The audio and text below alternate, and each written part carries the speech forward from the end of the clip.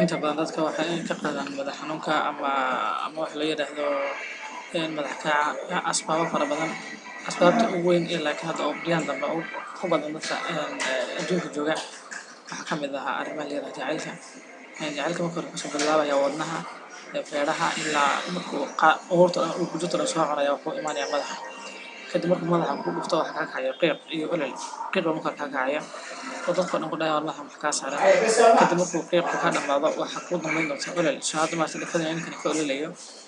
يا أخي كذا كم كله تجعل تسمح على قدار باخ قليسة قدارتن